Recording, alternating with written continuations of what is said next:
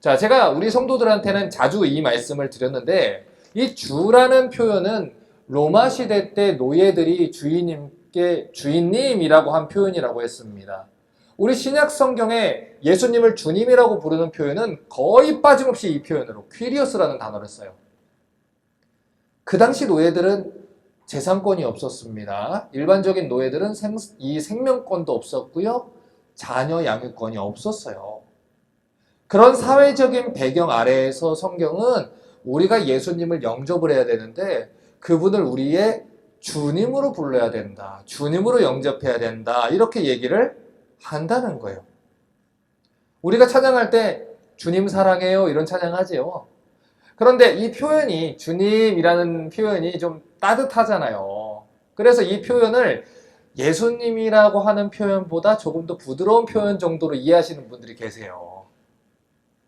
그런데 이 표현은요, 아버지를 father라고 부르는 것보다 daddy가 낫다 뭐 이런 표현은 아니에요. 이런 표현이 아닙니다. 이 표현은 분명하게 퀴리오스라는 헬라어를 씁니다. 주인님이라는 표현이에요. 그렇기 때문에 이 시간 우리가 알아야 되는 건 성경이 구원받은 성도들이 예수님을 영접할 때에 그분을 그리스도로 영접할 뿐만 아니라 우리의 모든 주권을 가지고 계신 주인님으로, 태초에 하나님이 천지를 창조하시니라 나는 하나님이 지었습니다. 그러므로 나는 하나님 것입니다. 내 인생은 하나님 것입니다. 원래 나는 죽어 마땅한 존재인데 하나님이 나를 값을 주고 사셨으니 나는 주님의 것입니다.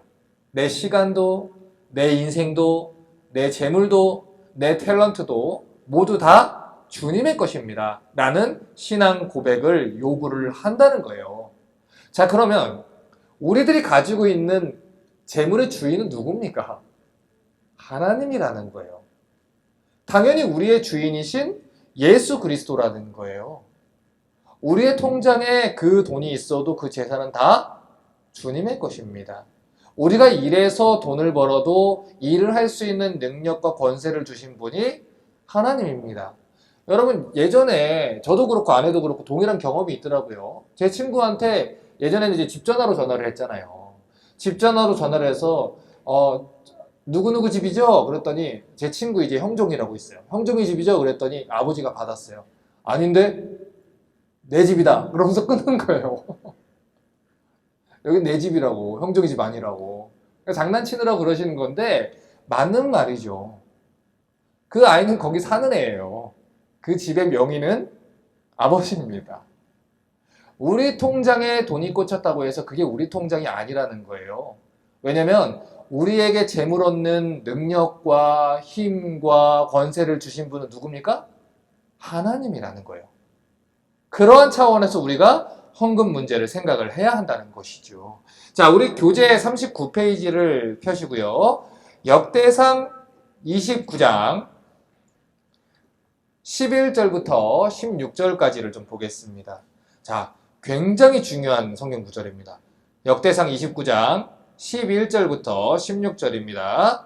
자, 같이 한번 읽겠습니다. 시작! 여호와여, 광대하심과 권능과 영광과 이김과 위엄이 다 주께 속하였사오니 천지에 있는 것이 다 주의 것이로소이다.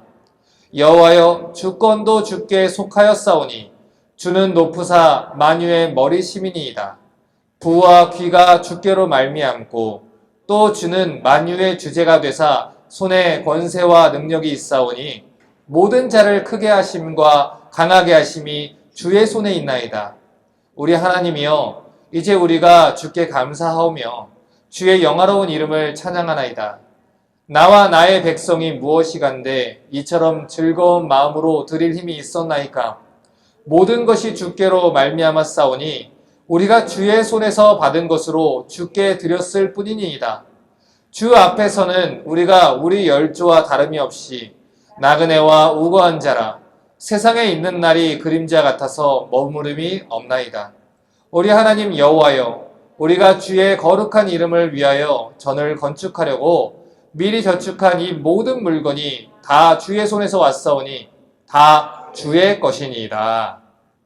자, 지금 이 말씀은 이스라엘의 가장 위대한 왕이라고 평가받는 하나님 마음에 합한 자라는 다윗의 기도죠.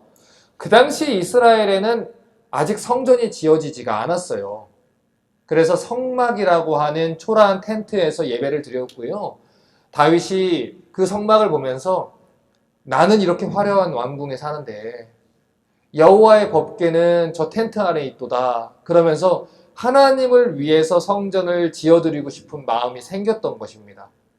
그런데 하나님께서는 이 성전은 다윗이 아니라 솔로몬이 짓게 하셨어요. 그리고 그 일을 위해서 다윗은 성전을 지을 재물을 모으는 그 일을 맡게 됐습니다. 그렇기 때문에 다윗이 평생에 그 노후에 했던 일이 뭐냐면 자신의 뒤를 이어서 솔로몬이 하나님의 성전을 짓게 하도록 그 성전에 사용될 건축 자재와 재물들을 비축하는 일이었어요.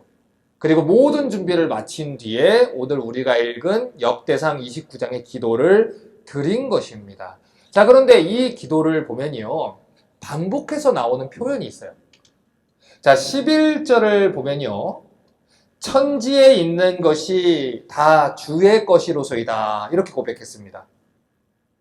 12절을 또 보면 부와 귀가 주께로 말미암는다 라고 했어요. 14절을 또 보면 모든 것이 주께로 말미암았사오니 우리가 주의 손에서 받은 것으로 주께 드렸을 뿐이니이다. 이렇게 말합니다. 그리고 16절에 우리가 주의 거룩한 이름을 위하여 전을 건축하려고 미리 저축한 이 모든 물건이 다 주의 손에서 왔사오니 다 주의 것이니이다. 이렇게 고백을 했습니다. 자, 그러니까 지금 다윗이 한 고백 중에 공통적으로 들어가 있는 내용이 뭡니까? 주의 것이라는 거예요. 아무리 다윗이 성전 건축을 위해서 많은 재물들을 드렸어도 그게 사실이어도 그 모든 재물들은 다 하나님으로부터 왔다는 것입니다. 이것은 다윗이 평생 동안 하나님을 경험하고 인생을 살아오면서 깨달은 거예요. 아, 모든 부와 능력과 권세와 건강과 이김과 세력이 하나님으로부터 오는 거구나. 내가 애써서 잘한 줄 알았는데, 내가 잘해서 그것들을 이룬 줄 알았는데 아니더라. 결국에 모든 것은 다 하나님으로부터 오더라. 그런데 하나님께서 이 모든 것에 동참하게 하시더라. 이것을 다윗이 늙음하게 깨달은 것입니다. 어른이 돼서 깨달은 것이죠. 여러분, 예를 들어서 우리가 이 주일 예배 때마다 이렇게 테이블을 나르지 않습니까? 그런데 테이블을 나르는데 지금이야 저희 아들이 조금 커서 같이 테이블을 나를 수가 있습니다.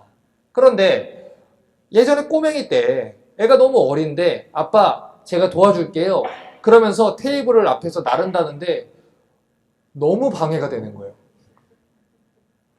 다칠까봐 무서워가지고 옆에 없었으면 좋겠어요. 근데 자기는 끙끙 하는 거예요. 그런데 아빠가, 사랑하는 아빠가 아들이 도와준다는데 야, 너 방해되니까 절로 가 그러겠습니까? 아니에요. 하게 둡니다. 두고 나서 아빠 내가 도와주니까 안 힘들었지? 그래요. 너무 힘들었어 너 때문에. 이럴 수 없잖아요. 아빠는 뭐라 합니까? 그럼 우리 아들이 도와줘서 아빠 하나도 안 힘들었지. 그래 놓고 마트에 가가지고 수고했다고 과자도 사줘요. 그러면 아들은 엄마한테 달려갑니다. 아빠가 아까 하는데 혼자 못할 것 같아서 내가 도와줬어. 이게 우리의 연약한 모습이라는 거예요. 그런데 그게 또 하나님 아버지의 모습이라는 거예요. 하나님은 우리가 한 게 없다는 걸 너무 잘 아세요. 하나님이 모든 걸 다 주신 거예요. 할 수 있는 능력 주신 거예요. 권세를 주신 거예요. 시간도 주신 거예요. 그런데 그것을 우리가 했다고 여겨주시는 거예요. 하나님이 우리가 없으면 당신의 일을 못합니까? 하나님이 우리의 헌금이 없으면 당신의 교회를 운영하지 못합니까? 우리는요, 우리가 가난하니까 하나님 아버지도 가난하다고 생각하는 경향이 있어요. 여러분, 가난한 건 저지요. 우리 하늘 아버지는 가난하지 않아요. 하나님의 교회는 절대로 가난하지 않아요. 우리가 바로 보는 우리의 인간적인 노력과 우리의 인간적인 계산으로 보는 우리 통장의 잔고는 가난해 보일 수 있어요. 그런데 학개서에 하나님께서 뭐라고 하셨습니까? 은도 내 것이요 금도 내 것이니라 하셨어요. 모든 것의 주인은 하나님이십니다. 하나님이 필요하면 주실 거고요. 하나님이 원하시면 일하게 하실 거예요. 그런데 그 놀라운 일에 동참할 수 있는 기회를 우리에게 주셨는데 그 일의 일환으로 하나님께서 우리에게 헌금이라는 것을 통해서 당신의 교회를 섬기게 하셨다는 것입니다. 자, 그래서 오늘 이 헌금이라는 것의 정의를 여러분 정확하게 알고 가셔야 돼요. 헌금이라는 것은요, 하나님이 주신 것을 하나님의 일을 위해서 하나님께 드리는 거예요. 다른 무슨 말을 하더라도 가장 중요한 헌금에 대한 정의는 이겁니다. 하나님이 주신 것을 하나님의 일을 위해서 하나님께 드리는 거예요. 그래서 헌금은요, 엉뚱한 데 쓰이면 안 돼요. 하나님의 일을 위해서 쓰여야 돼요. 왜냐하면 그것이 하나님께 드려진 것이고요. 하나님의 일을 위해서 드려진 것이기 때문이에요. 그래서 우리 교회에 이 재정을 담당하시는 분들은 특별히 더 리더들은 깨워서 이 헌금에 대해서 더 철저하게 올바른 일에 사용할 수 있도록 해야 되는 것입니다. 자, 우리 교재 40페이지 3번을 좀 보겠습니다. 신명기 8장 말씀은 우리에게 이 재물에 대해서 어떻게 말씀하고 있습니까? 자, 우리가 이 신명기 말씀을 살펴보기 전에 신명기가 어떤 말씀인지 좀 간단하게 설명을 좀 할게요. 신명기라는 것은 말 그대로 이것을 꼭 기억하라 라고 되새기는 말씀입니다. 그러니까 이 신명기 말씀은 이스라엘 백성들이 이 광야에서 출애굽 1세대들이 불순종하는 바람에 광야에서 40년 동안 방황하다가 가나안에 들어가지 못하고 다 멸망을 합니다. 그런데 광야에서 그들의 자녀들이 나왔잖아요. 그들의 자녀들이 약속한 40년이 지나고 이제 하나님이 약속한 가나안 땅에 들어가게 되는 거예요.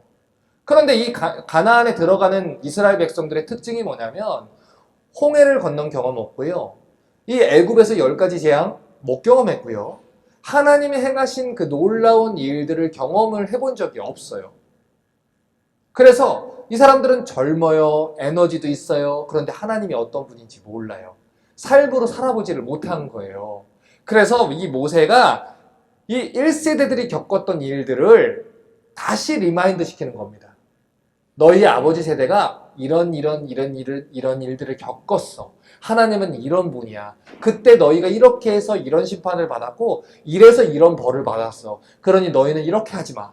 가나안에 들어가면 너희는 이렇게 살아야 돼. 이렇게 새로운 세대한테 주는 설교입니다. 자, 그런데 이 신명기 8장을 보면 그 수많은 설교들 중에서 재물에 대한 경고의 말씀이 기록되어 있어요. 자, 신명기 8장 11절부터 18절을 같이 한번 읽겠습니다. 시작. 내가 오늘날 내게 명하는 여호와의 명령과 법도와 규례를 지키지 아니하고 내 하나님 여호와를 잊어버리게 되지 않도록 삼갈지어다. 내가 먹어서 배불리고 아름다운 집을 짓고 거하게 되며 또 내 우양이 번성하며 내 은금이 증식되며 내 소유가 다 풍부하게 될 때에 두렵건대 내 마음이 교만하여 내 하나님 여호와를 잊어버릴까 하노라. 여호와는 너를 애굽 땅 종 되었던 집에서 이끌어내시고 너를 인도하여 그 광대하고 위험한 광야 곧 불뱀과 전갈이 있고 물이 없는 간조한 땅을 지나게 하셨으며 또 너를 위하여 물을 굳은 반석에서 내셨으며 내 열조도 알지 못하던 만나를 광야에서 내게 먹이셨나니 이는 다 너를 낮추시며 너를 시험하사 마침내 내게 복을 주려 하심이었느니라. 또 두렵건대 내가 마음에 이르기를 내 능과 내 손의 힘으로 내가 이 재물을 얻을까 할까 하노라. 내 하나님 여호와를 기억하라. 그가 내게 재물 얻을 능을 주셨습니다. 이같이 하심은 내 열조에게 맹세하신 언약을 오늘과 같이 이루려 하심이니라. 자, 지금 모세가 얘기하는 것도 같은 얘기예요. 이스라엘 백성들이 누리게 되는 이 풍요와 부는 그들의 힘과 능력으로 얻은 게 아니라는 거예요. 너희들이 잘나서 얻은 거 아니고 너희들이 노력을 너무 열심히 해서 너희들이 뛰어나서 얻은 것도 아니다 이 얘기입니다. 17절과 18절에 두렵건대 내가 마음에 이르기를 내 능과 내 능력과 내 손의 힘으로 내가 이 재물을 얻을까 할까 하노라. 내 하나님 여호와를 기억해라. 그가 내게 재물 얻는 능을 주셨습니다. 이렇게 말해요. 가끔 가다가 제가 이 청년들을 보면요, 이 직장을 위해서 기도하는 청년들 중에 이렇게 기도하는 청년들 참 많이 만납니다. 하나님 직장 주세요. 직장만 주시면 내가 하나님 위해서 평생을 살겠습니다. 내가 하나님 사랑하고 하나님 위해서 살겠습니다. 이런 사람들 많아요. 그런데 막상 하나님이 기도를 들어주시고 직장을 딱 주시잖아요. 교회 떠나요. 하나님 잊어버려요. 여행 가느라 정신없고요. 예배 자리는 비우고요. 하나님 잊어버리고 삽니다. 자, 그런데 청년들만 그렇게 살까요? 장년 성도들도 똑같이 그렇게 살아요. 그런데 장년들하고 청년들의 차이는요. 장년들은 규모가 커져요. 하나님 이번에 이 사업만 잘 되게 해주시면요. 내가 하나님 뜻에 순종하겠습니다. 하나님 이 사업만 잘 되면 제가 벌어들인 돈으로 하나님이 기뻐하는 일을 하면서 살겠습니다. 하나님 교회 위해서 선교 위해서 열심히 살겠습니다. 그렇게 기도해 놓고 막상 하나님이 기도를 들어주셔서 부도도 막아주시고 사업도 다시 풀어주시고 그러면요. 교회 떠납니다. 사업 위해서 교회 떠나고요. 사업을 더 잘되게 하기 위해서 예배 자리도 떠납니다. 그리고 그렇게 번 돈으로 집을 사요. 그리고 비싼 차를 사요. 그리고 골프장 회원권도 좋은 걸로 합니다. 그리고는 자녀들도 좋은 외제차를 사줍니다. 그리고 나서 그 페이먼트를 갚아야 되니까 주일에도 일을 합니다. 그리고 그래서는 안 됩니다 라고 권면을 하면 제가 한 달에 나가는 고정적인 지출이요. 목사님 8,000불, 9,000불이에요. 이거 내려면요. 저 주일에도 일을 해야 돼요. 누가 그 페이먼트 내게 쓰라고 했습니까? 자기가 쓴 겁니다. 그 비싼 차 안 샀으면 그렇게 안 해도 돼요. 그 비싼 집 안 샀으면 그렇게 안 해도 되는 거예요. 그런데 그것을 누리기 위해서 그 페이먼트를 갚아야 되니까 옳지 않은 일들도 행하게 돼 있고요. 마음의 찔림도 있으니까 하나님에게서 점점 더 멀어지게 되는 거예요. 지금 신명기 말씀이 그렇게 이스라엘 백성들이 행할 것을 염려해서 미리 당부를 하는 거예요. 여러분, 이스라엘 백성들을 보면서 아우, 이스라엘 백성들은 정말 악독한 사람들 같아. 나 같으면 저렇게 안 했을 텐데. 저 하나님의 은혜를 받고 나 같으면 안 그랬을 텐데. 이러시는 분들이 있습니다. 아니에요, 여러분. 과거의 이스라엘의 모습은 지금 우리의 모습과 똑같은 모습입니다. 청년 때 하나님 열심히 섬기던 사람들이요. 직장 가지고 돈 벌고 결혼하고 애를 낳으면요. 그 열정이 다 사그러들어요. 그리고 자기 위해서 살아요. 그리고 바빠서 그렇대요. 일이 많아서 그렇대요. 돈 들어갈 때가 많아서 그렇대요. 전에는 그냥 라면 먹어도 행복했던 사람이거든요. 그런데 돈 들어갈 때가 많은 거예요. 더 좋은 거, 더 맛있는 거, 더 고급진 거 그런 거 찾다 보니까 당연히 돈이 더 들게 돼 있죠. 그런데 그들은요, 자기들이 청년 때 더 부족하고 더 바쁘고 더 분주했어도 그때 자기들이 얼마나 간절히 하나님을 찾았는지를 잊어버린 것 같아요. 그들이 하는 유일한 변명은 무엇입니까? 나도 청년 때 열심히 했어. 너도 열심히 해. 무엇이 달라졌는데요? 바톤 터치한 겁니까? 바빠서 예배 자리 떠나는 게 아닙니다. 분주해서 봉사 자리를 떠나는 게 아니에요. 돈이 없어서 헌금 생활 못하는 것이 아닙니다. 자신의 인생의 주인이 바뀐 거예요. 자신의 인생의 방향이 바뀐 거예요. 이제 살만하거든요. 가나안 땅에 들어왔거든요. 정착했거든요. 그러니 더 큰 집, 더 안정된 삶을 바라는 겁니다. 광야를 돌아다닐 때도 살았는데 하늘에서 주시는 만나와 일용할 양식으로도 살았는데 이제는 더 먹고 싶은 거예요. 더 갖고 싶은 거예요. 더 좋은 거를 하고 싶은 거예요. 그래서 자기가 살아가는 인생의 목적을 잃어버린 거예요. 너희가 먹든지 마시든지 무엇을 하든지 다 무엇을 위해서 하라? 하나님의 영광을 위해서 하라. 자, 아프지만 한번 물어볼게요. 지금 이 강의를 듣는 분들을 하나님 영광 위해서 사십니까? 무엇을 하고 계시는데 하나님을 영광 위해서 산다고 하실 수 있을까요? 내가 하나님의 영광을 위해서 살고 있는 증거는 무엇입니까? 내 삶의 어느 한 부분이 하나님을 위해서 사는 것이 있습니까? 제가 참 많이 말씀드리지 않습니까? 여러분의 하루의 생각 중에서 가장 많은 생각을 지배하는 그 생각이 무엇인지 보시라고. 여러분의 시간 중에서 가장 많은 생각을 하고 많은 시간을 투자하고 여러분의 대화의 주제 중에서 가장 많은 비율을 차지하는 것이 무엇인지 보시라고. 여러분의 SNS에 올라오는 포스팅이 어떤 것에 가장 많은 주제와 시간을 할당하고 있는지 보시라고. 여러분의 통장 잔고와 크레딧 카드의 이 트랜잭션이 무엇을 위해서 사용됐는지 보시라고. 자, 그것이 하나님을 위한 것이 얼마나 되는지 여러분 아프지만 스스로 평가해 보십시오. 너희가 믿음 안에 있는지 너희 자신을 시험하고 너희 자신을 확증하라. 그렇지 않으면 너희는 버리운 자니라. 우리는 계속해서 우리를 점검을 해야 돼요. 그러니까 자기의 직장을 하나님이 주셨다는 것, 자기의 재물을 하나님이 주셨다는 것, 자기의 재물 얻는 능력을 하나님이 주셨다는 것, 자기의 자녀를 하나님이 주셨다는 것, 이걸 잊어버리고 자기 인생의 주인이 자신이라고 오해하면요, 이런 일들이 벌어질 수밖에 없습니다. 어느샌가 하나님이 내 인생의 주인이 아닌 거예요. 서브로 밀려나는 거예요. 여러분, 우리와 불신자의 차이가 도대체 뭐가 있습니까? 주일에 와서 우린 예배 드리는 거예요? 그게 차이입니까? 성경은 아니에요. 주인님으로 고백하기를 원한다니까요. 이제는 램프의 지니처럼 하나님은 내가 필요할 때만 나오는 것이죠. 나의 허락을 받고 나와서 나를 돕는 역할만을 하는 존재가 됐습니다. 그래서 이 포켓 속의 하나님이라는 거예요. 이 미국에 있는 이 기독교를 나타내는 한마디 표현이 포켓 속의 하나님입니다. 내 포켓 속에서 나한테 잔소리할 권리는 없는 거예요. 내가 필요할 때만 꺼내서 도와주세요. 그럼 도와줘야 돼요. 나를 위로해 주세요. 그럼 위로해 줘야 되는 거예요.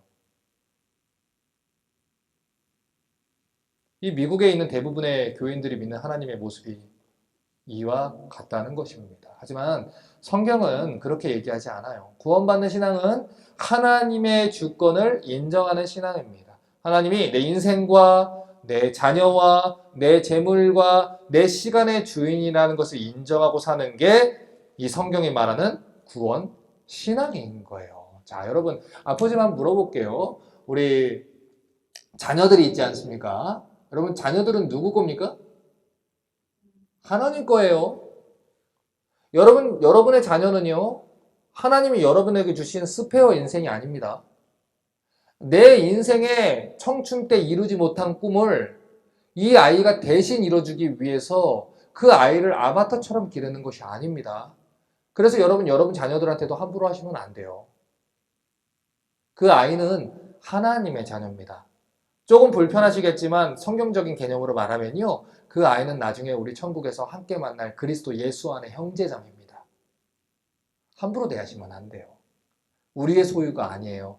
하나님의 것입니다. 그러니 헌금은 하나님이 주신 것을 하나님을 위를 위해서 하나님께 드리는 것이다. 자, 우리 자녀 교육도 마찬가지예요. 하나님이 주신 자녀를 하나님의 일을 위해서 하나님께 드리는 거예요. 이런 방향으로 하나님께 드려야 되는 것이지, 내가 자녀에 대한 책임을 하지 않으면서 하나님 거니까 하나님께 돌려드립니다. 하나님이 알아서 하십시오. 이것은 여러분 무책임한 거예요. 우리는 최선을 다해서 그 아이를 길러야 되고요. 그 아이를 하나님의 사람으로 길러서 하나님의 일을 하는 하나님의 사람으로 돌려드리도록 길러야 하는 거예요. 자, 그럼 본격적인 이야기를 좀 해보죠. 41페이지 5번입니다. 성도들이 헌금을 드려야 하는 이유는 무엇입니까? 자, 이렇게 얘기를 했습니다.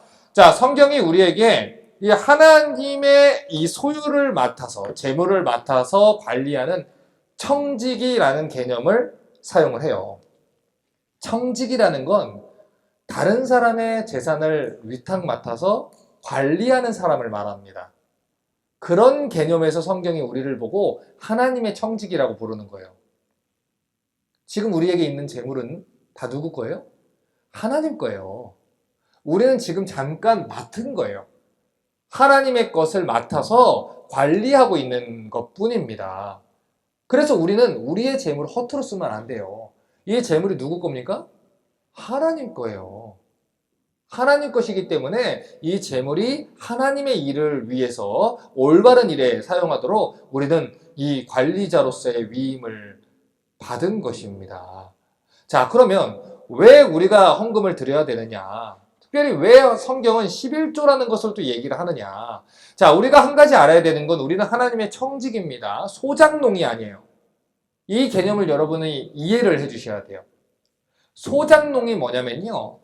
주인의 땅에서 일을 해가지고 수입을 올린 다음에 일정 부분을 소장료로 내고 나머지는 자신이 갖는 사람을 말해요. 그러니까 땅을 빌려서 농사 짓고 그걸 세금처럼 내고 자기가 일정 부분은 가져가는 거예요.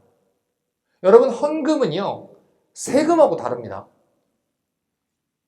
헌금하고 세금하고 다르다는 말은 하나님께 세금 비슷한 명목으로 11조를 내가 드렸으니까 10분의 9는 내 것입니다. 내가 마음껏 써도 됩니다.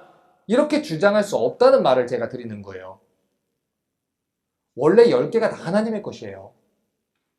원래 다 10개가 하나님의 것인데 그 중에 하나를 하나님의 주권을 인정하는 신앙 고백으로 우리가 11조를 드리는 것입니다.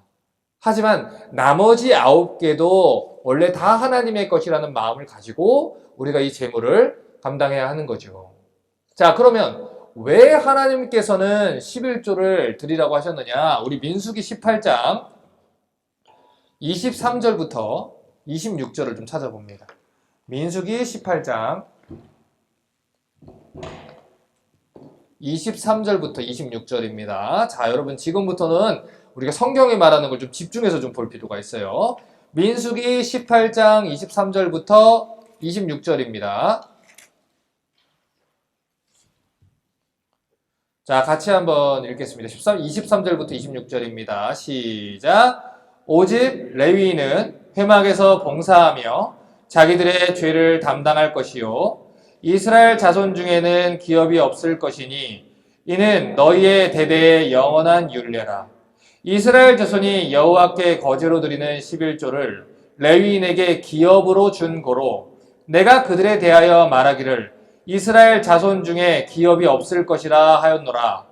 여호와께서 모세에게 일러 가라사대 너는 레위인에게 고하여 그에게 이르라. 내가 이스라엘 자손에게 취하여 너희에게 기업으로 준 11조를 너희가 그들에게서 취할 때에 그 11조의 11조를 거제로 여호와께 드릴 것이라.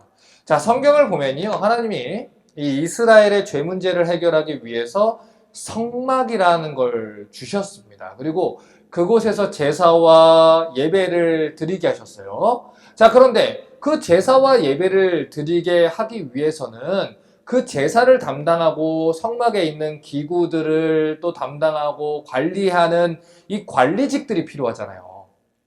그래서 하나님이 이 구약시대의 이스라엘은요, 자, 천천히 볼게요.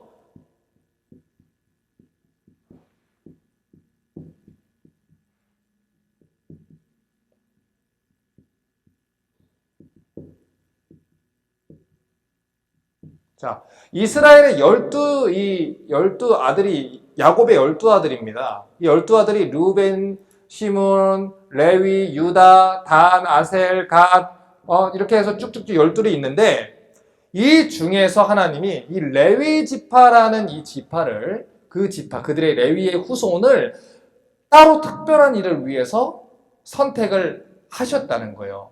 그런데 그 특별한 일이 뭐였냐면 성막의 일을 담당하는 것입니다. 그 성막에서 어떤 일이 벌어집니까? 예배를 하는 일이 벌어지는 거예요. 하나님을 예배하고 제사를 드려서 우리의 죄 문제를 해결하는 그 중요한 예식을 하는 게 이 성막의 일입니다. 특별히 이 레위인들은 이 이스라엘 12지파가 가나안 땅에 흩어져 가지고 살 때에 그들 각각의 땅에 들어가서 이 레위 성읍을 짓고 그들의 그 기업 근처에서 살게 하셨어요. 이유가 무엇이냐? 그 레위인들이 지속적으로 그들에게 하나님 말씀을 가르쳐서 이스라엘 백성들이 하나님의 법도에서 떠나지 않도록 이 레위인들에게 특별한 이 사명을 주신 것입니다. 이 구약 성경에서 기업을 주셨다라고 얘기하는 건 지금 우리말로 하면 여러 가지 표현을 할 수 있는데 가장 쉽게 말씀을 드리면 먹고 살 수 있는 방편이라고 생각하시면 돼요. 우리말로 하면 직업 같은 것이죠. 먹고 살 수 있는 터전, 방편 이런 것입니다. 그런데 이 나머지 11지파는 기업이 있어요. 그런데 레위인은 기업이 없어요. 왜 기업이 없느냐? 레위인은 다른 일들을 하는 게 아니라 이 성막의 일을 담당하게 하기 위해서 하나님이 기업을 주시지 않았어요. 그리고는 뭐라고 했냐면 나 여호와가 너희의 기업이 될 것이다 이렇게 얘기를 했습니다. 그래서 다른 지파들은 다른 곳에 가서 양들을 치고 농사를 하고 그래서 그 땅에서 수확하는 그 자기 직장에서 일한 것을 벌어들여서 먹고 살지 않습니까? 그런데 레위 지파는 이스라엘의 11지파가 다른 11지파가 이 성막에 하나님께 11조를 드리면 그 11조를 하나님께서 레위 지파한테 주신 겁니다. 그래서 나머지 11지파의 11조를 가지고 레위 지파가 먹고 살게 하신 거예요. 그러니까 엄밀하게 말하면 레위 지파를 11지파가 먹여 살리는 건데 그 먹여 살리는 게 이 사람들이 먹여 살리는 게 아니라 하나님께 드리고 하나님이 그걸로 레위 지파를 먹여 살린 겁니다. 그러니 다른 지파들은 각자의 기업이 있는 거고 레위 지파는 성막, 지금으로 말하면 교회가 자기들의 직장이 되는 거예요. 그래서 우리 그 목사님들 월급 얘기할 때 뭐 사례비라는 좋은 표현 쓰지 않습니까? 월급이에요. 목사님들 월급 받는 겁니다. 교회에서. 교회에서 일을 하고 교회에서 마땅히 일한 것에 대해서 월급을 받아라 이렇게 얘기를 한 거예요. 그런데 레위인 또한 목회자들도 또 하나님의 성막과 이 성전과 교회의 일을 담당하는 사람들도 월급을 받지 않습니까? 그럼 그 월급에서 당연히 이거 하나님 거니까 하나님께 또 11조를 드리는 거예요. 그렇게 하나님께서 이 이스라엘의 이 신앙 공동체가 이 성막이 유지되게 이 교회가 유지되게 하나님이 만든 시스템입니다. 이게 재정적인 시스템이라고요. 자, 민수기 3장 12절과 13절을 좀 보겠습니다. 자, 민수기 3장 12절 13절입니다.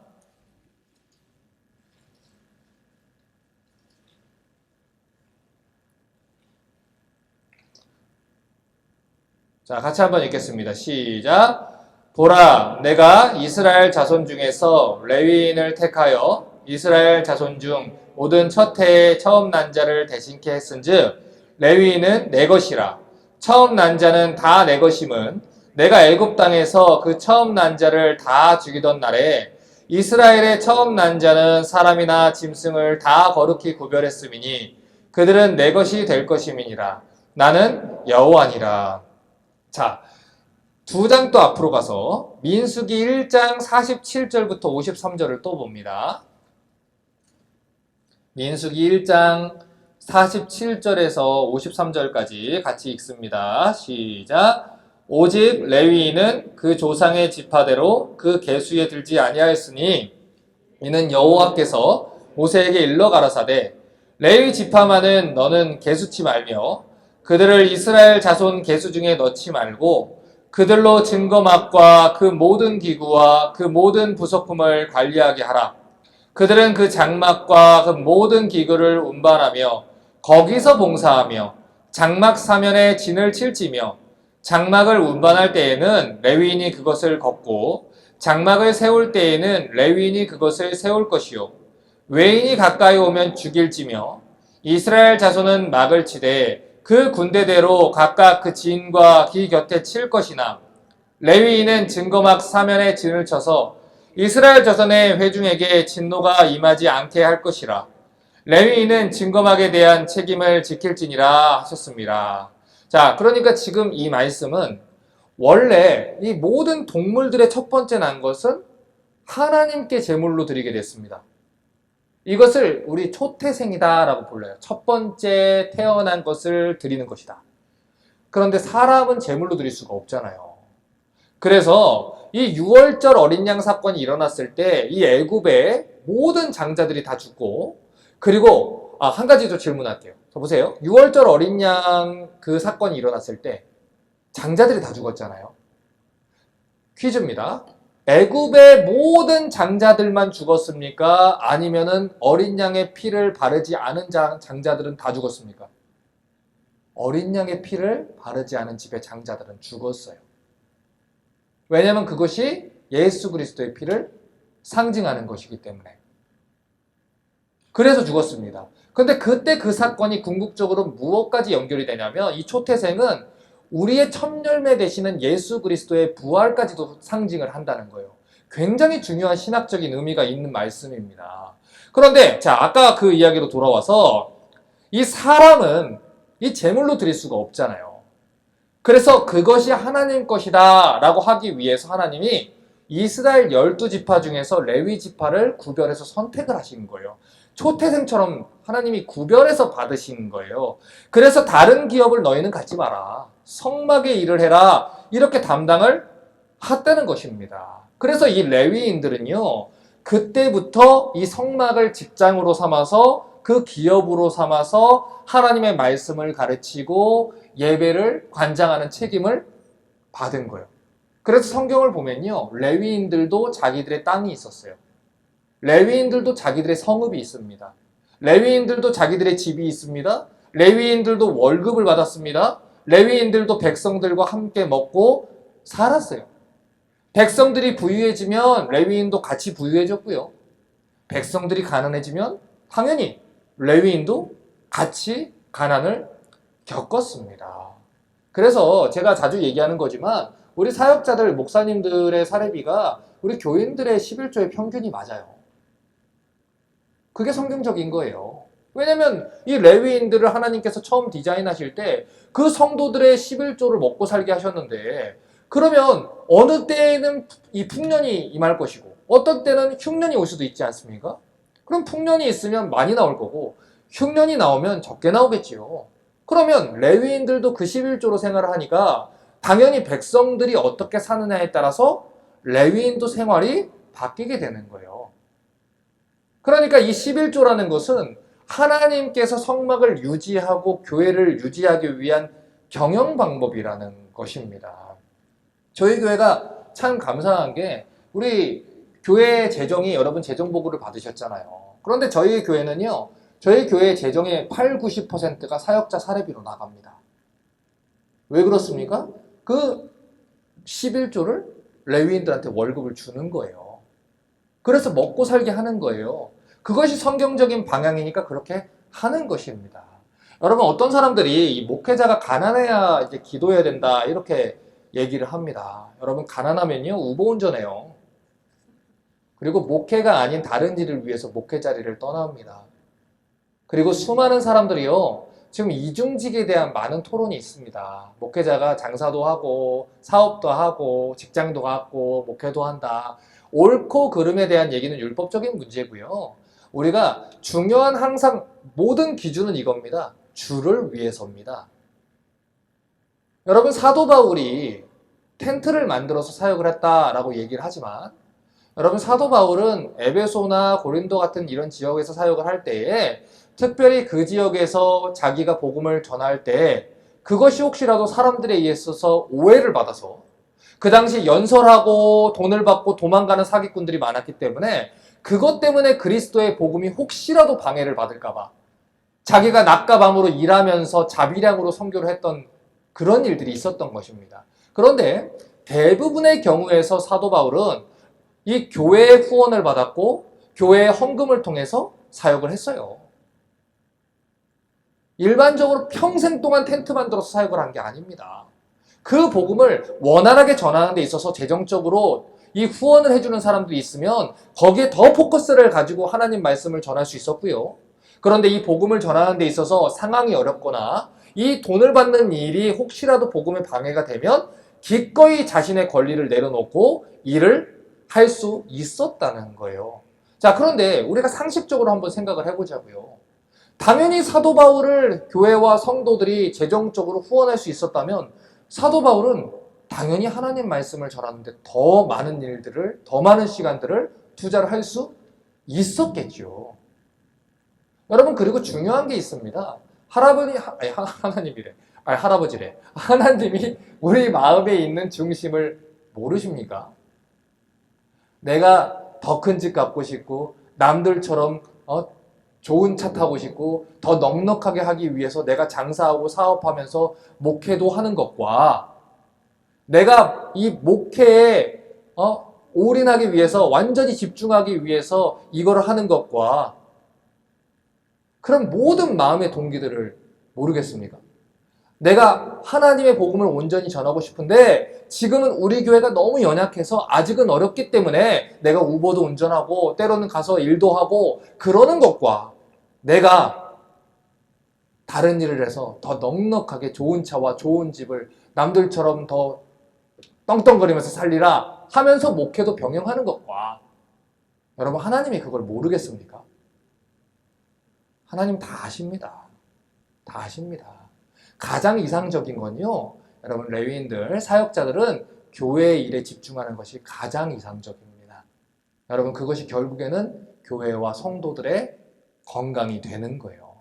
여러분, 왜 사사시대에 비극이 벌어집니까? 왜 말라기 시대에 타락이 있었습니까? 하나님 말씀을 전해줄 레위인들이 타락해서 그래요. 백성들이 11조를 드리지 않으니까, 먹고 살 수 없으니까 레위인들이 다 도망가는 거예요. 그래서 이 사사시대를 보면 개인의 제사장이 되잖아요. 목사님 월급 못 받으시죠? 우리 집 오셔가지고 우리 집 목사님 돼주세요. 그럼 제가 해마다 월급을 이렇게 드리겠습니다. 그래서 그 집에 가서 우상을 섬기는 타락한 제사장이 되는 거예요. 여러분, 이 모든 일들은요, 하나님이 디자인한 하나님의 방법을 벗어났을 때 일어나는 실패한 결과입니다. 실패한 결과예요. 그래서 우리 리스타트 철치는 남들이 뭐라든지 상관이 없어요. 성경이 하는 대로 갑니다. 성경이 하는 대로, 그 하나님이 원하신 대로, 하나님 명령하신 대로 그대로 계속하는 거예요. 그래서 여러분, 분명하게 말할게요. 물론 문자적으로 구역시대 레위인이 신약시대의 목사와 동일한 개념은 아니에요. 그런데 역할에 있어서는 그 역할을 계승하고 있는 것입니다. 담당하는 것입니다. 그래서 분명히 아셔야 됩니다. 여러분이 헌금 생활 안 하시잖아요? 11조 생활 안 하시잖아요? 목사님들, 전도사님들 월급 못 줍니다. 못 줘요. 그러면 그들은 다른 일을 하거나 타락하거나 성도들의 눈치를 보면서 도망가거나 그렇게 됩니다. 그러면 그 결과는 누가 함께 지게 됩니까? 성도들이 지게 돼 있어요. 여러분, 다음 세대의 사역을 준비한다고 얘기하지요? 다음 세대 사역의 가장 중요한 건 다음 세대 사역자들 기르는 겁니다. 여러분, 제가 우리 젊은 전도사님들하고 대화를 하면서요, 진짜 마음 아프게 뭔 줄 아세요? 우리 달라스 지역 내에도 교회들도요, 다 우리 전도사님들 처음 사역하면 다 700불씩, 600불씩 줍니다. 여러분, 하프타임이라고 1,400불 뭐 이렇게 주고 사역을 해요. 여러분, 세 가족, 네 가족이 그거를 받고 어떻게 삽니까? 아파트 비만, 전기비만 해도 1,500불이 나오는데, 그것은 당연히 다른 일을 하라고 하는 거예요.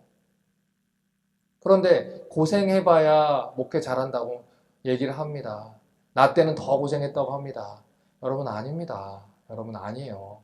그러다 보니까 순수했던 전도사님들이 와가지고 처음에 열정 있게 뛰어들었다가, 나는 안 되겠다. 그래서 돈 많이 주는 교회들 찾아가는 거예요. 그래서 그 교회에서 안 잘리려고 어떻게 합니까? 타협하게 되는 거예요. 그 교회에서 불법을 저지르는 거 뻔히 알고요. 잘못된 거 뻔히 알고요. 하나님이 원하시는지 않는 거 뻔히 알아요. 아는데도 타협하게 되는 거예요. 왜냐하면 여기서 내가 잘리면 내 자식들, 내 가족들 못 사니까. 그래서 전도사 때 이 순수했던 전도사님들이 목사가 되고 10년이 지나고 20년이 지나면 다 때가 타버리는 거예요. 여러분, 그렇게 되면 안 되는 것이죠. 저희 교회도 2명의 전도사님들이 계시잖아요. 그것들을 지켜주기 위해서 애를 쓰고 있는 것입니다. 여러분, 우리 전도사님들 많이 아껴주세요. 아껴주시고, 우리 또 사모님들도 불쌍하게 여기시고, 자꾸 도와주시고, 그렇게 가십시오. 그렇게 자꾸 하셔야 돼요. 또 한 가지 오해하시면 안 되는 게요. 우리 오늘은 각오하고 오셨죠? 헌금에 대한 얘기라서. 저는 뭐 본문이 얘기하는 거니까 얘기하는 거예요. 목회자들이 성도들의 11조로 월급을 받는 건 맞아요. 그런데 성도들이 목회자의 월급 주는 거 아닙니다. 자, 분명하게 물을게요. 아까 우리 역대상 29장 읽었잖아요. 내게 주신 이 재물 얻는 능을 누가 주셨어요? 하나님이 주셨어요. 그런데 어떤 우리 무례한 교인들은요, 그런 사람들이 있어요. 내가 11조 안 내면 목사님 월급 못 받아요. 자기가 생각할 때도 내 11조가 우리 교회 헌금에 되게 큰 포션을 차지하는 것 같거든요. 그러니 무례해지는 거예요. 교회에서 목소리가 자꾸 커지는 거예요. 교회에서 기득권을 자꾸 받으려고 하는 거예요. 그런데 우리가 하나님 앞에서 겸손할 필요가 있습니다. 내가 11조를 예를 들어서 2,000불을 냅니다. 그러면 나한테 하나님이 18,000불이라는 돈을 쓸 수 있는 또 자유와 또 책임을 주신 거예요. 어떤 사람은 11조를 100불밖에 못 냅니다. 근데 그 사람은 900불을 가지고 생활을 해야 되는 거예요. 그러면 내게 주신 하나님의 복과 은혜가 크다는 걸 알면 더더욱 어떤 마음으로 살아야겠습니까? 하나님께 감사하고 그 은혜를 아는 마음으로 살아야 하는 것이죠.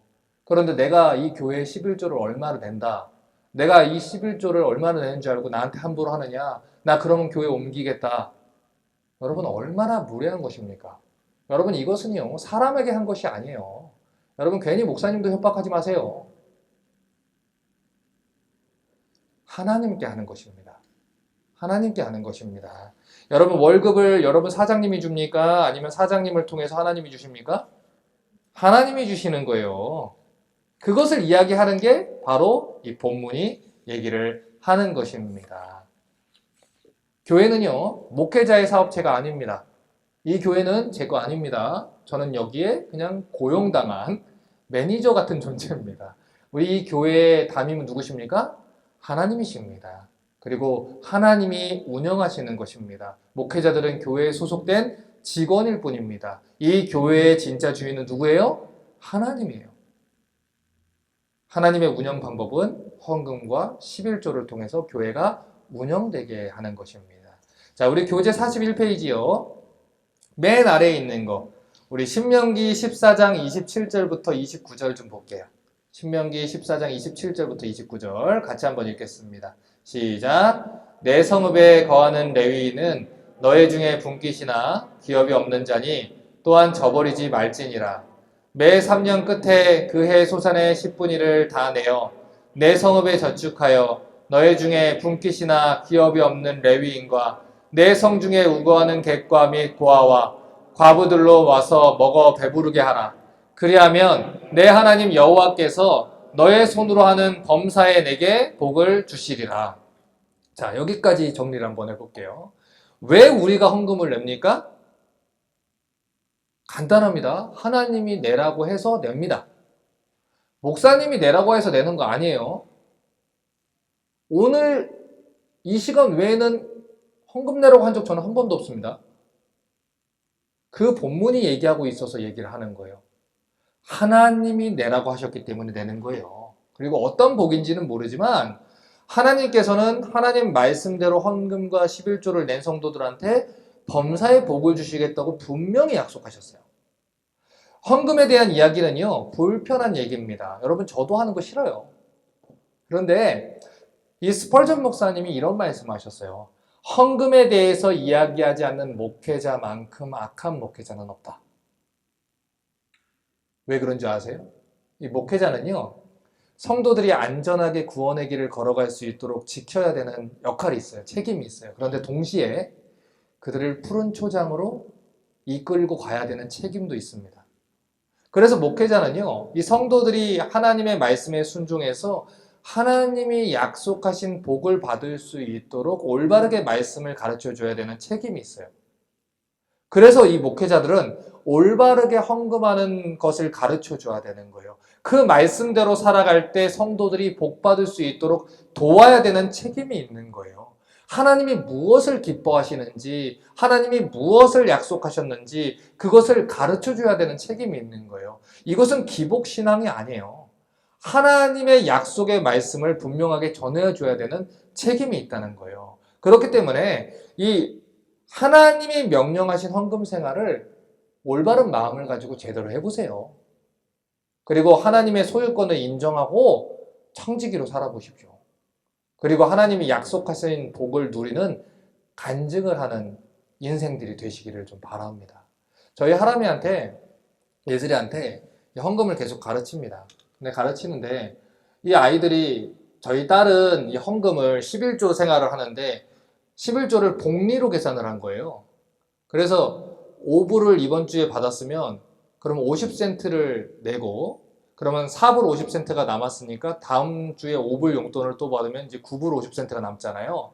그럼 다음 주 11조는 9불 50센트를 내는 거예요. 이렇게 복리로 계산을 해서 아이가 굉장히 허덕이고 있더라고요. 그래서 아니 후한 거는 좋은데 얘기를 해줬어요. 복리가 아니고 네, 이렇게 얘기를 해줬어요. 그런데 일단은 그 아이가 아까워하지 않았고 하나님께 기쁨으로 드리는 모습이 너무 예뻤고, 두 번째는 저희 아들은 아직 헌금에 대해 개념이 별로 없어요. 11조와 헌금에 대해서 개념이 없어요. 그런데 우리 아들은 이 그 헌금 우리 칸이 있잖아요. 체크하는 칸 중에 감사헌금 칸이 너무 마음에 든대요. 그 감사헌금이라는 칸이. 그래서 용돈을 5불을 받는데 감사헌금을 이렇게 4불을 이렇게 드리더라고요. 그러니까 저는 걱정이 되는 거예요. 5불을 용돈을 받는데 애들이 계속 4불씩, 3불씩 용돈을, 헌금을 드리니까 얘네가 나중에 불평하면 어떡하지 하는데 감사하게 불평을 안 하고 잘 드리는 거죠. 그래서 제가 가만히 보는데 너무 예쁜 거예요. 그래서 제가 어떻게 했을까요? 용돈을 올려줬어요. 원래 5불씩이었는데 6불로 올려준 거예요. 그 11조 낼 거 계산해서 너무 이쁘니까 올려준 거예요. 여러분, 아빠가 우리 코마트에 가가지고 이 새우깡을 사줬다고 생각을 해보세요. 우리 집 아빠는 넉넉해서요, 짜끔한 거 안 사줘요. 큰 거 사줍니다. 그 큰 거 사줬는데 예를 들어서 새우깡이 563개가 들었다고 생각을 해보세요. 아빠가 그걸 다 세가지고 56.3개를 11조로 내놔라라고 제가 하겠습니까? 아빠가 그걸 보고 너 아빠한테 먼저 안 가져와 11조? 이렇게 하겠습니까? 아니에요. 아빠잖아요. 아이가 먹게 두죠. 그런데 그 아이가 아빠 이거 드세요 하면 아빠는 그게 먹고 싶지 않아도 애가 이쁜 거예요. 그럼 어떡하겠습니까? 그러면 자갈치도 사주는 거예요. 새우깡만 아니고 자갈치도 사주고 꿀까베기도 사주고 하는 거예요. 그런 겁니다. 여러분, 하나님이 코 묻은 돈 뺏어가려고 헌금 내놓으라 하시겠습니까? 여러분, 하나님이 부족해서 헌금 내놓으라 하겠습니까? 여러분, 사역자들도 똑같아요. 우리 사역자들도 마찬가지고 여러분도 똑같습니다. 우리는 무엇을 구해야 됩니까? 지난주에 일용할 양식을 구해야 돼요.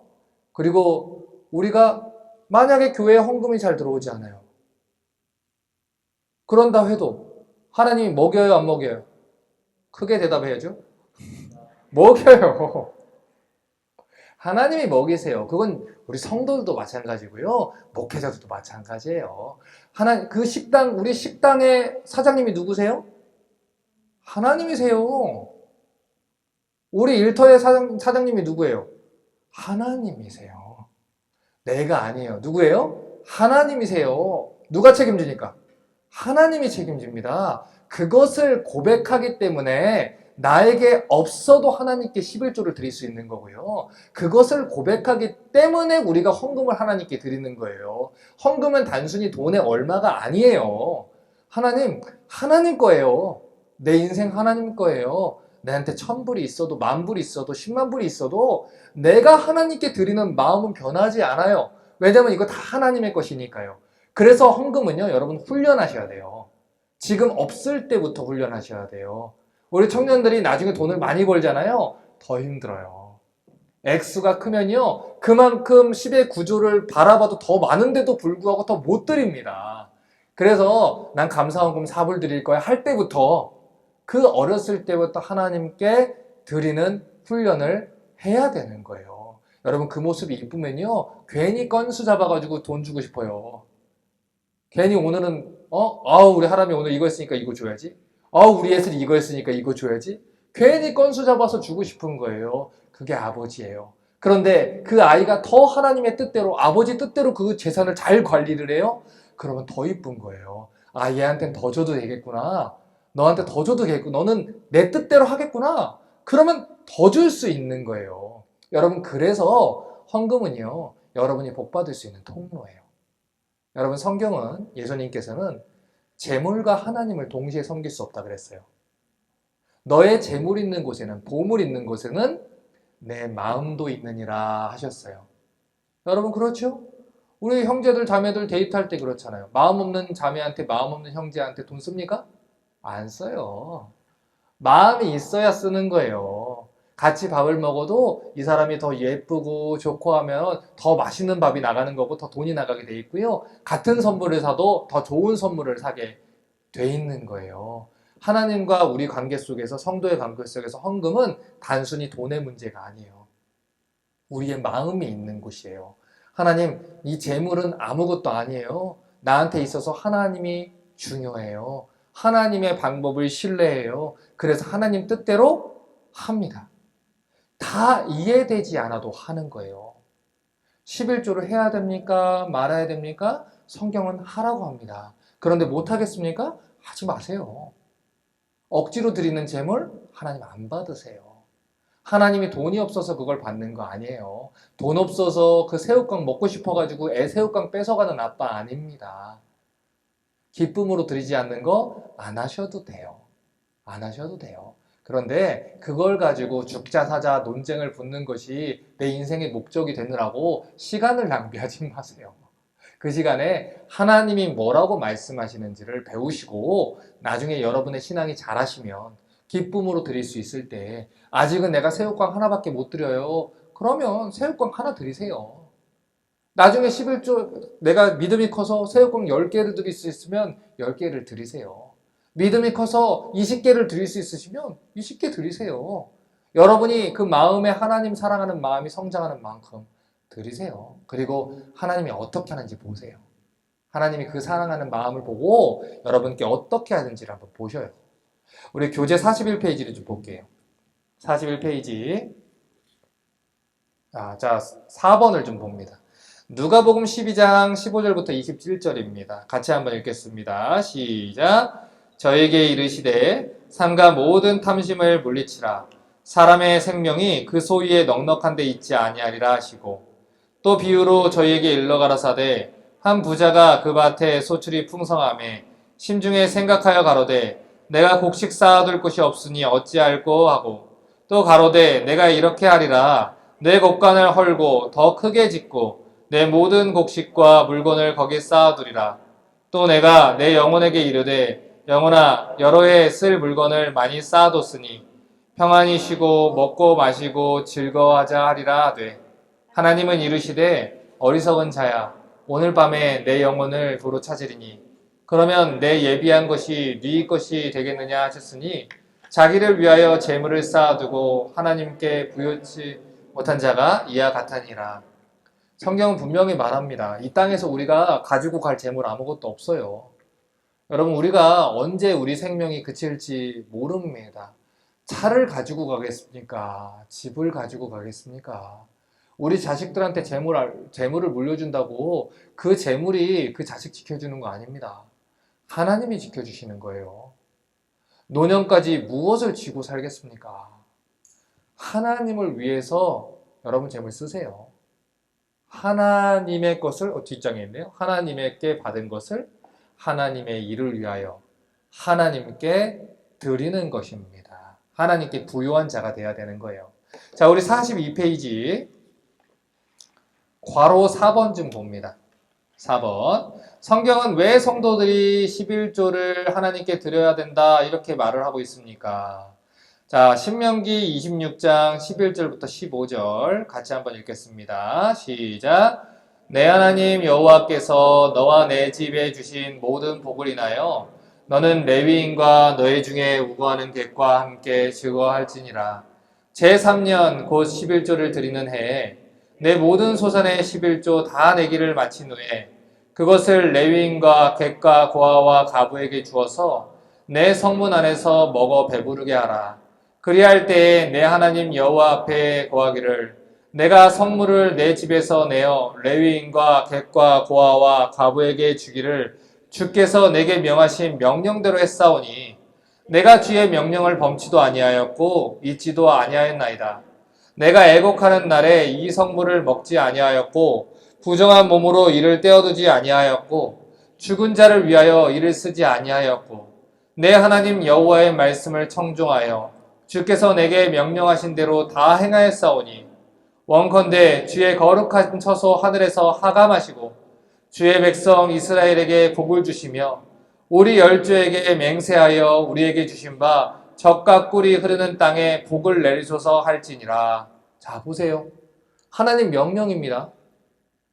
하나님이 지금 뭐라고 하셨는지 보세요. 이건 기복주의가 아니에요. 하나님이 그 복을 그냥 그 목적이 돼가지고 하는 게 아니라 하나님의 말씀대로 순종하는 그 일을 하고 나서 하나님이 말씀하신 대로 복을 구하라는 거예요. 이건 하나님의 명령이에요. 하나님의 말씀대로 살지 않으면서 복만 구하는 건 잘못이에요. 그런데 하나님 말씀대로 살고 하나님 말씀대로 복을 구하는 것은 옳은 일입니다. 여러분, 그래서 저는 저희 교회 성도들이 예수 잘 믿어서 복 받는 사람들이 좀 많이 나왔으면 좋겠어요. 복 자체가 목적이 아니고 그런 유치한 신앙이 아니고 하나님 뜻대로 사는데 나는 그냥 뜻대로 나눠주고 뿌려주고 하는데 하나님이 자꾸 나한테 더 맡겨주시더라고요. 더 맡겨주시더라고요. 더 맡겨주시더라고요. 하나님 뜻대로 사니까 이렇게 되더라고요. 그것이 우리의 간증이 되면 또 얼마나 좋겠습니까? 헌금을 드리는 것은 내 것이 다 하나님의 것임을 인정하는 일종의 신앙 고백입니다. 그래서 헌금은 세금이 아니에요. 하나님이 베푸신 은혜에 대한 감사의 표시고요. 하나님이 말씀하신 것이 옳다고 고백하며 하나님 말씀에 따르는 신앙의 반응입니다. 헌금은 하나님과 거래하는 수단이나 방법도 아니에요. 내가 이만큼 헌금했으니까 이만큼 복을 내려주세요라는 복채도 아니에요. 우리 헌금이 없어서 하나님 일을 못하는 분 아닙니다. 하나님은 우리 마음을 보시는 거예요. 그분은 돈이 없어서 하나님의 교회를 이끌지 못하는 분이 아닙니다. 여러분 헌금 없으면 교회를 이끌지 못하는 분 아니에요. 분명하게 말씀드릴게요.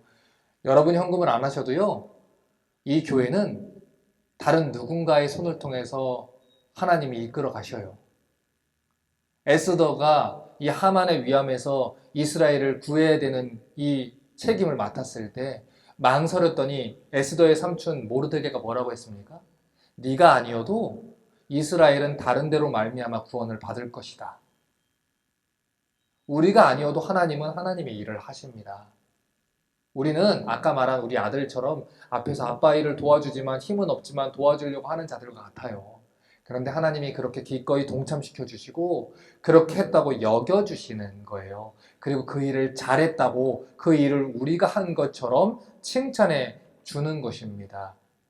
그렇기 때문에 이 교회를 통해서 하나님의 복음이 힘차게 이 전달되는 그 일에 여러분 동참할 수 있는 기회를 받으시기를 바라요. 그래서 여러분이 이 교회가 더 건강하게 세워지고 더 좋은 사역자들이 세워지면 하나님의 교회가 더 튼튼하게 세워지지 않겠습니까?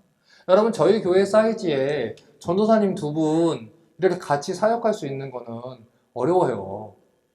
여러분, 주변에 안 그래도 많은 분들이 얘기합니다. 그 교회 담임 목사님 하나만 해도 잘 먹고 잘 살기 해도 힘들 텐데 그렇게도 못하는데 3명을 이렇게 하는 게 어렵지 않냐고.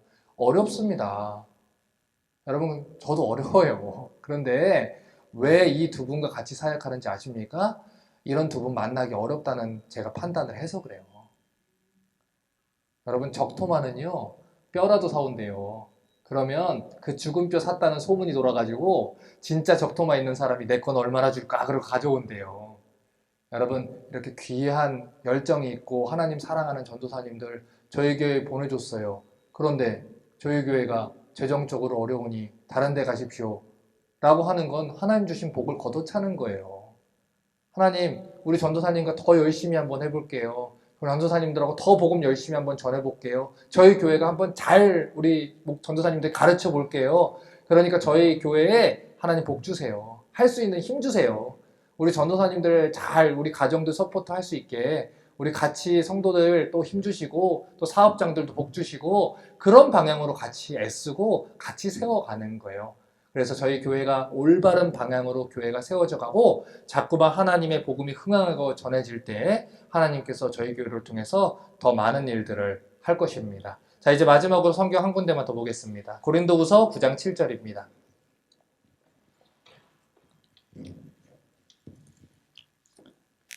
고린도후서 9장 7절입니다. 자, 앞에 모든 얘기를 했음에도 불구하고 하나님이 원하시는 가장 중요한 포인트가 있어요. 우리 고린도후서 9장 7절 같이 한번 읽겠습니다. 시작. 각각 그 마음에 정한 대로 할 것이요 인색함으로나 억지로 하지 말지니 하나님은 즐겨내는 자를 사랑하시느니라. 헌금 액수 중요한 거 아닙니다. 여러분 마음속에 기쁨이 없어요. 부담이 돼요. 11주 못하겠어요. 하지 마세요. 중요한 것은요. 여러분 마음입니다. 그런데 여러분 마음속에 하나님의 교회를 세우길 원하고 또 하나님을 향한 꿈이 생기고 또 하나님을 위해서 기쁘게 드릴 수 있는 자원함으로 드릴 수 있는 마음이 생기시면 그러면 여러분이 할 수 있는 만큼 하십시오. 하나님이 성막을 지을 때도 제물을 받을 원칙이 있어요. 기쁘게 자원함으로 드리는 제물을 너희는 받을지니라 이렇게 하셨습니다. 여러분 그러니 기쁨으로 신앙생활 하시고요. 여러분 같이 이 교회가 세워져 가는 것을 보고 경험하는 우리 성도들 되시기를 주님의 이름으로 축복합니다. 기도하겠습니다. 하나님께서 당신의 교회를 통해서 그리고 또 성도들의 헌금을 통해서 어떤 일을 행하시는지 성경대로 행할 때 하나님께서 어떤 큰 일을 행하시는지 우리가 눈을 똑똑히 크게 뜨고 보고 바라보며 하나님 방법대로 사역할 수 있기를 바랍니다. 이 교회에서 하나님을 귀하게 여기는 진짜 사역자들이 성장하게 해주시고 그들을 통해서 다음 세대의 성도들이 예수 그리스도의 복음을 올바르게 듣게 하시며 하나님의 교회와 복음이 흥황하여 말씀이 힘을 얻어 뻗어나갈 수 있는 은혜를 주님 주시옵소서. 하나님 주께서 자원하는 마음 주시고 또 믿음을 자라게 하시고 성장케 하셔서 우리 모든 성도들의 손으로 이 교회가 아름답게 세워져 가게 하여 주시옵소서. 주 예수 그리스도의 이름으로 기도합니다. 아멘.